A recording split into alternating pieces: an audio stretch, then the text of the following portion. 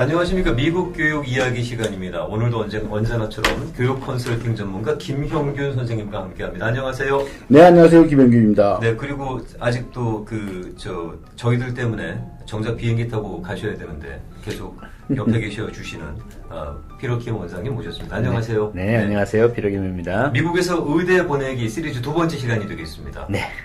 자, 지난주에 말씀드렸듯이 오늘은 좀 디테일하게, 그 의대를 가기 위해서 봐야 되는 MCAT, MCAT, 우리가 MCAT이라 합니다. Medical College Admission Test를 줄인 말이죠.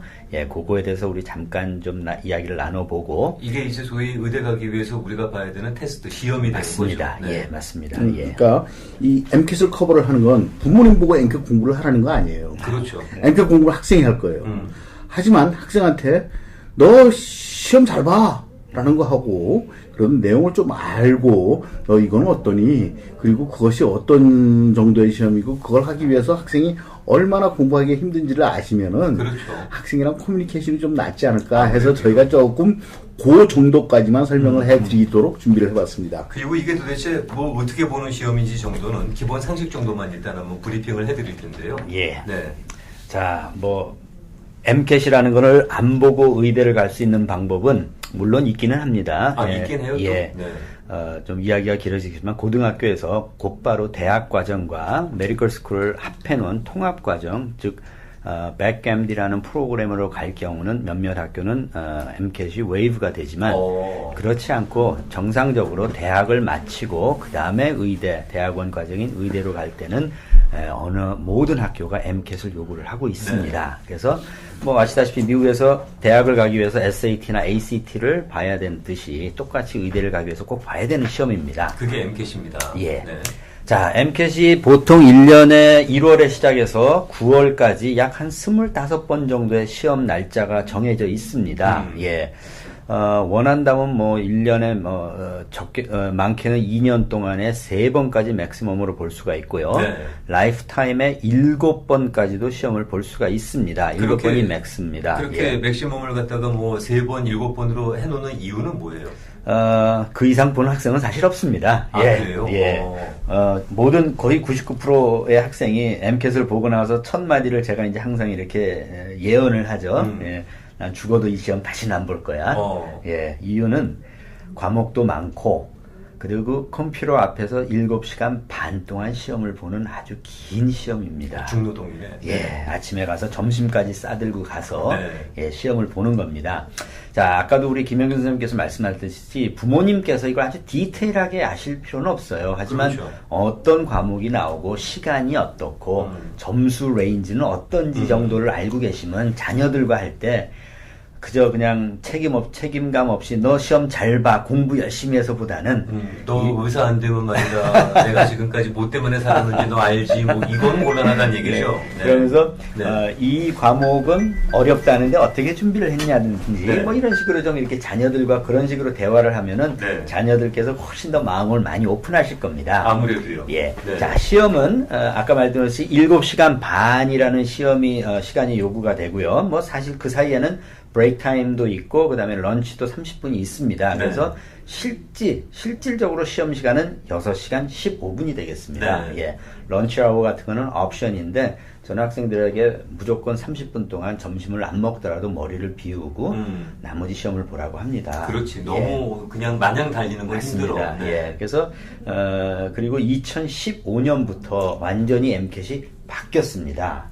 그래요? 예, 예전 MCAT과 바뀐 게 가장 이제 그러니까 크게 바뀐 거는 새로운 과목이 애드가 됐는데 그게 뭔가 하면 Psychological, Social and Biological Foundation of Behavior Section이라고 즉 심리학과 그러네요. 사회학이 들어갔습니다.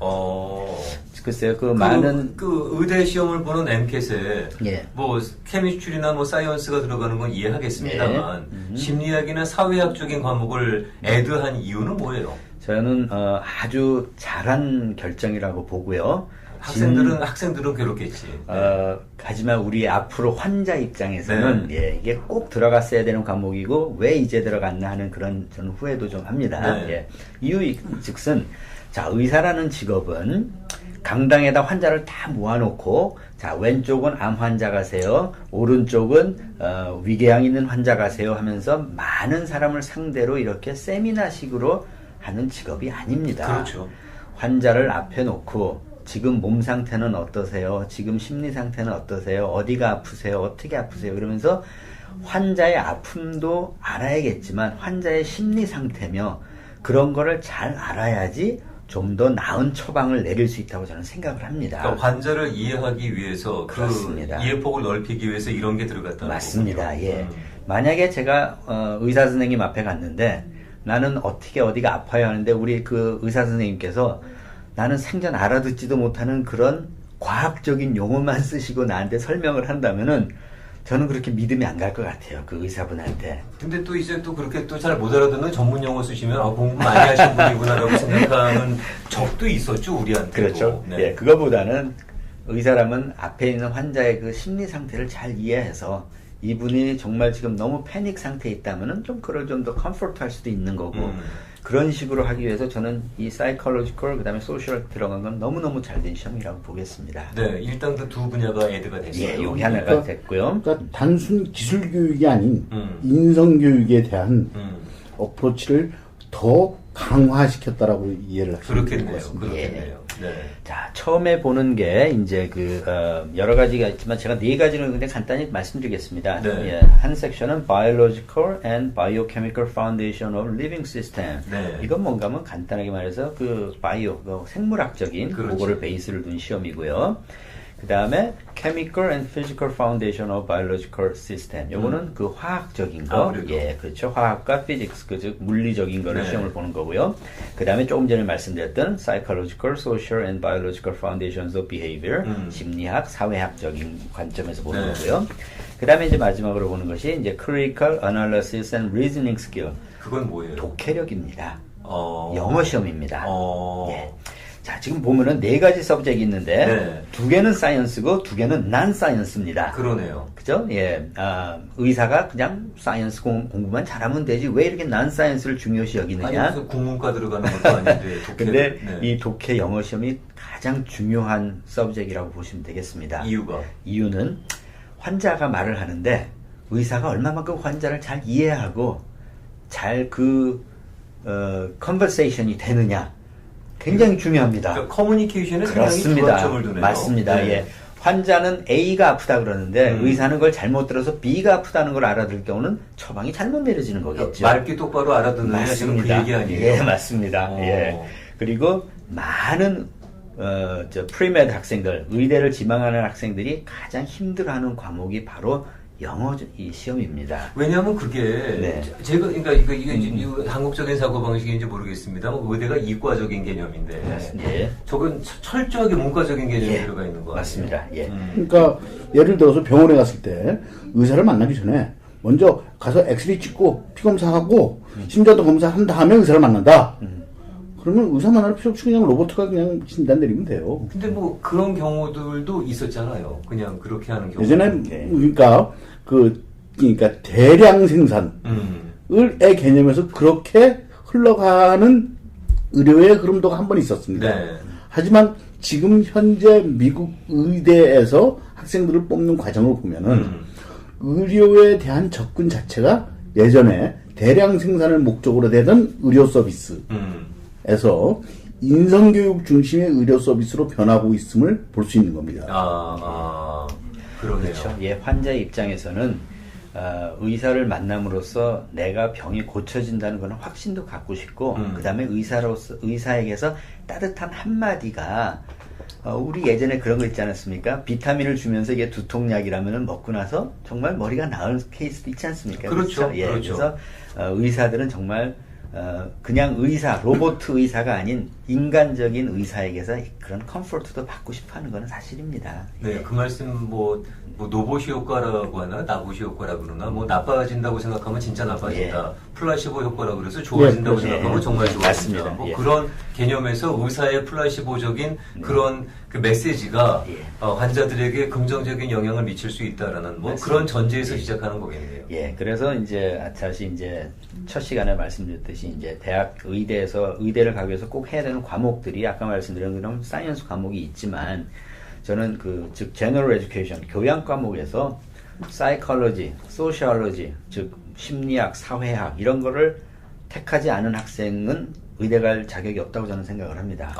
예, 그래서 저는 1, 2학년 때 꼭 그 과목을 듣고 정말 앞으로 의사로서 환자를 대할 때 그냥 one of the patient가 아니라 그냥 정말 나의 환자로서 따뜻한 말을 해주고 그 사람의 심리를 잘 알 수 있는 그런 미리 준비를 꼭 했으면 좋겠습니다. 저희가 원하는 가장 이상형의 닥터 되시는 분들의 모습이죠. 네, 맞습니다. 자, 그렇다면은 그런 과목들을 공부를 해야 되고 시험을 보는데 네. 이제 부모님들로서 궁금해 하시는 건 도대체 그러면은 얼마를 맞아야 되느냐는 그렇죠. 거잖아요. 예.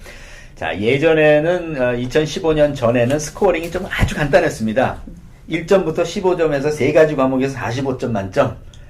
예, 45점 만점 중에서 뭐 33점 이상이면은 웬만한 학교에서 다 뭐 억셉트하고 아주 간단했어요. 근데 네. 예, 요번에 새로 바뀐 MCAT은 스코어링 시스템이 완전히 바뀌었습니다. 어떻게요? 제일 낮은 점수가 118점이고 그 한 서브젝트다. 과목당. 네. 그다음에 제일 높은 점수가 132점입니다. 그래서 그래서 문제를 아무것도 못 맞춰도 472점은 맞아요. 기본으로 나오는 그렇죠. 점수. 예, 그다음에 만점은 528점. 얼마 레인지 차이가 안 나네요. 예, 그래서 딱 미드 포인트를 보면은 118점에서 132점의 딱 중간을 보면 그게 125점입니다. 네. 예, 그래서 그러니까 이게 시험 점수가 나중에 나올 때는 절대 평가가 아니라 상대 평가를 하고 있습니다. 아, 그래요? 예, 그러니까 그러면 참여한 사람들의 어떤 퍼센테이지를 맞습니다. 갖고 예, 10,000명이 시험을 봤다. 그러면은 제일 높은 점수부터 낮은 점수를 전부 다 이렇게 나열한 후에 퍼센테이지로 잘라서 132점, 뭐 131점 이런 식으로 퍼센테이지로 나누게 됩니다. 네, 네. 그러다 보니까 미드 포인트가 125점이고 아까 말씀드린 이제 토탈 점수는 472점에서 528점 레인지인데 점수만 나오는 게 아니라 퍼센타일, 즉 탑 몇 퍼센트에 꼈느냐 그거까지 스코어링에 나오고 있습니다. 지금 작년에 평균으로 볼 때 약 509점 정도가 토탈 점수 509점 정도가 약 80%, 즉 탑 상위 20%에 들었다고 지금 그렇게 발표를 하고 있습니다. 네. MCAT에서. 예, 그래서 저희가 글쎄요 몇 점이 좋다라고 딱 이렇게 말씀드리기는 그래요. 그냥 레인지를 할 때 웬만한 의대에서 지금 그 80% 이상 정도는 요구를 하고 있습니다. 하지만 나의 가령 GPA가 좀 낮았을 경우에 또 MCAT 점수와 또 GPA가 높았을 때 MCAT 점수는 상당히 뭐랄까 이렇게 몇 점이 좋다라고 딱 부러지게 말씀드리기는 좀 그렇습니다. 예. 아무튼 그래도 뭐 80점 이상 80% 이상은 네, 넘어가야 된다는 즉 얘기. 510점 이상 정도가 나왔으면 참 좋겠습니다. 예, 우리 학생들이. 옛날 거는 알아듣기가 금방 알아들었는데 네. 예, 이거는 몇 점 맞았다 그래도 이게 상대 평가라고 하니까 예. 그럼 도대체 몇 퍼센트에 속한다는 거야? 그것까지도 또 생각을 해야 될 거 아니겠어요? 예, 근데 나중에 스코어링 오피셜 스코어 나올 때 보면은 아주 자세하게 점수는 몇 점이었고 몇 퍼센타일에 들어있고가 아주 자세하게 그 리포트에 나와 있습니다. 그거 이런 쪽에 전혀 관심이 없는 저 같은 부모가 봐도 예. 독해가 되는 예, 내용입니다. 아주 간단하게 읽을 수 있게 아주 자세하게 잘 그래도 해놨습니다. 자세하게 보셔야 됩니다. 그냥 턱 봐서는 안 보입니다. 우리는 그냥 아주 간단한 그 단계별 성적표에 익숙한 사람들이라 예. 수미양가 A, B, C, D 뭐 이런 건데 지금 이거는 그런 어떤 분석을 한다는 그렇습니다. 얘기니까. 예. 각 과목당 몇 퍼센타일, 탑 몇 퍼센트에 꼈고, 그 다음에 전체적인 점수는 또 몇 퍼센트에 들었고, 그거를 이제, 왜 의대에서 학생들을 분석할 때 워낙 많은 학생이 어플리케이션을 내고, 네. 워낙 우수한 학생이 많다 보니까 그렇게 디테일하게 분석을 한 후에 학생들을 선별한다고 그렇게 보시면 되겠습니다. 그러니까 저 자신들의 어떤 그 선별에 대한 그 학생에 대한 선고안 뭐 그런 것들을 좀 더 확실하게 하기 위한 데이터베이스가 그렇죠. 되겠네요. 뭐, 즉, 예를 들어서 사이언스 과목을 다 만점을 받았는데, 영어 점수와 그 사이콜로지, 소셜, 아까 그 점수가 가령 뭐, 수준 미만이다. 네. 자, 그랬을 때 과연 그걸 어떻게 의대에서는 생각을 할지. 안 뽑으려고 그러겠죠. 그렇죠. 약간 좀 그런 경향이 있겠죠. 네. 이 학생은 그저 그냥, 주어진 사이언스는 하지만 인성교육 중에서 약간 좀 모자르지 않을까 그렇게 아마 판단할 수도 있을 거라고 닥터보다는 기술자라는 개념으로 바라보지 않을까라는 생각이 듭니다. 조심스럽게 생각하고 네. 있습니다. 뭐 한국에서는 얼마 전에 왜 이번에 백남기 농민 그 네, 불법 네, 문제 네. 때 그 당시 교수님과 학생이 같이 나온 적이 있었잖아요. 네, 네, 네. 그래가지고 교수님의 의견에 대해서 옛날 학생이 저렇게 얘기를 하는데 어떻게 생각하십니까? 제가 교육을 잘못 시켰다고 생각합니다. 라고 얘기를 했잖아요. 그걸 기술 교육만 시켰지 인성 교육을 안 시킨 거예요. 이제 그런 것이 가장 중요한 포인트가 되고 있다. 의대 교육에서라는 그런 그래서 지적이셨습니다. 제가 초반에 말씀드렸듯이 이 psychological 그다음에 social 이거를 넣은 거는 정말 잘한 선택이라고 저는 생각을 하고 그게 있습니다. 2015년부터 이제 애드가 된 그렇습니다. 거고요. 예. 그렇다면 전공을 사이언스를 전공하는 친구들은 좀 유리한 거예요? 어때요? 예, 전공에 대해서 이제 참 많이들 질문을 합니다. 네. 예, 그리고 한국 부모님들이 전공에 대해서 굉장히 센시티브 하신 이유는 한국에서는 우리는 어느 대학 들어갈 대학에 때 어느 전공을 하냐에 따라서 미달이 될 수도 있고 뭐 10대 1의 그 경쟁을 뚫고 들어가야 되는 경우가 있었습니다. 지금은 잘 모르겠습니다. 지금도 그런지는. 예. 저도 잘 예. 모르겠습니다만 그 당시에 그 어떤 전공이냐, 무슨 맞습니다. 과냐, 이게 우리한테는 대학 다음으로 중요한 일이었죠.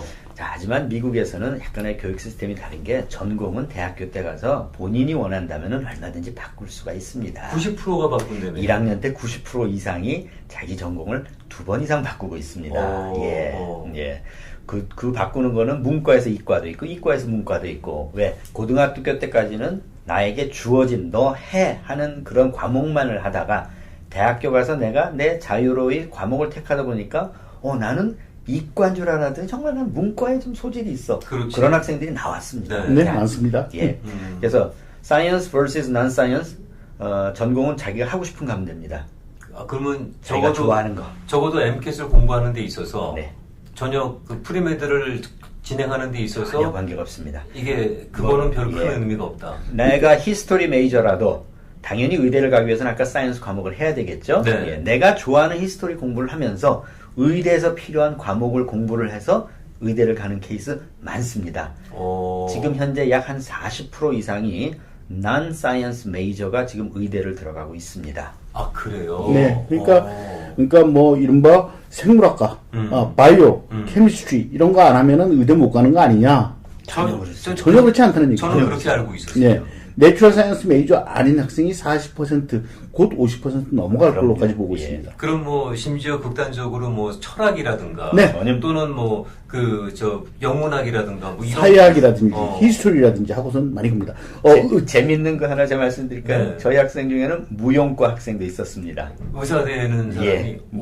전공을 무용과를 했는데 그 프리메드 과정을 다 대학교에서 하면서 의사된 학생도 있습니다. 인체 구조에 대해서는 잘 아시겠네요. 네. 어떤 학생 같은 경우는 바이오 메이저였어요. 그런데 이 친구가 이코노믹스를 너무 잘했어요. 네. 그래서 저희가 전공을 이코노믹스로 바꾸라 해서 의대를 보냈습니다. 이야.